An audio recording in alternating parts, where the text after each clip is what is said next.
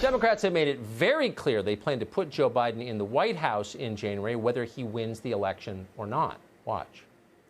Joe Biden should not concede under any circumstances because I think this is going to drag out, and eventually I do believe he will win if we don't give an inch and if we are as focused and relentless as the other side is. Another angry rich lady. Boy, there are a lot of those around. Well, today, Jeff Bezos' personal newspaper, The Washington Post, reported that violence is likely if Joe Biden doesn't win. But, of course, not predicted if he does win, which tells you everything. And according to the Boston Globe, Biden's surrogate, John Podesta, has been planning for the possibility that Biden won't concede and that the military will get involved and make sure he's president. It's hard to believe anyone would say that out loud, but people are saying that out loud. So what is going to happen in November? Well, Vince Coglianese has gamed it out. He's a radio show host at WMAL in Washington and an editor at the Daily Caller. We're happy to have him on tonight. Vince, thanks so much for coming on. So what do you think, what are the scenarios? What's likely to happen when Election Day comes? As you know, politics is typically very hard to predict. This one is not hard to predict at all. This Election Day is setting up to be a dumpster fire, and an unquenchable one, actually. You know, a lot of people think back to the chaos of the 2000 election, pregnant chads, hanging chads, looking at ballots in Florida, thinking, boy, I hope that never happens again. I'm sorry, that is a maskless walk in the park compared to what we're about to experience. And what I mean by that is, this year, experts predict that upwards of 156 million Americans will cast a ballot in the presidential election. That's a huge number. And some 80 million of those will be cast by mail. This is unprecedented. We are overhauling our election system this year in a way that is really meaningful in one of the most fraught political environments that anyone has seen who's alive today. So in order to do that, does the mail system work? Well, there are a lot of question marks about that, especially because we've had so many primaries this year already.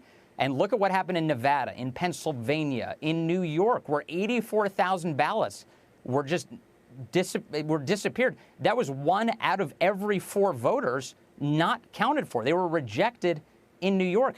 How could you have a system where a single battleground state is in question because of a lapse like that? That is going to be a disaster. My sense is that Democrats plan to win this election in the weeks after Election Day with lawyers. So if it's a contest between the parties on the question of who's got more lawyers, the Democrats obviously have a massive advantage. It's the party of lawyers. Do you get the feeling that's their program?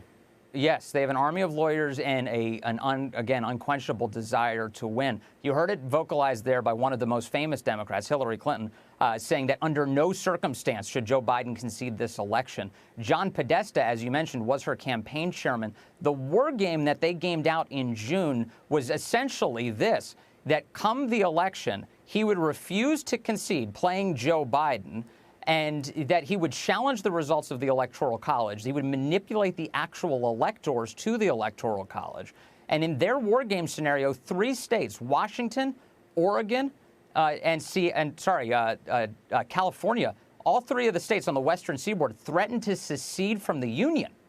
And these are not fringe people. This is the center of the Democrat Party, John Podesta. That is a big deal. And they say they want to wait for the military at that point to figure out who's president of the United States. That was, by the way, a scenario where Joe Biden loses the election. It's a gigantic deal. So I think there really is only one solution to all of this. And it's we've got to get the polls open.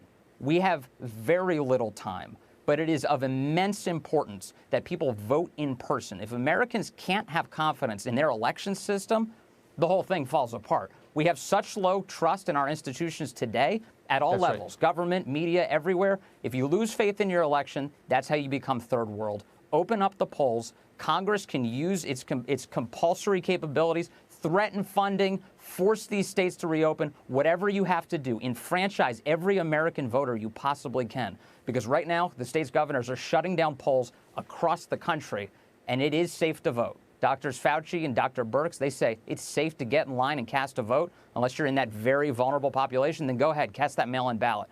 But we need a lot of confidence in this election result, and we need it quickly. I think that's a very, very smart point, and it's something that Republicans in Congress, not one of the sharpest groups in America, need to be reminded of. So thank you for reminding them of that. Open the polls. Thank you. Thank you. Open the polls.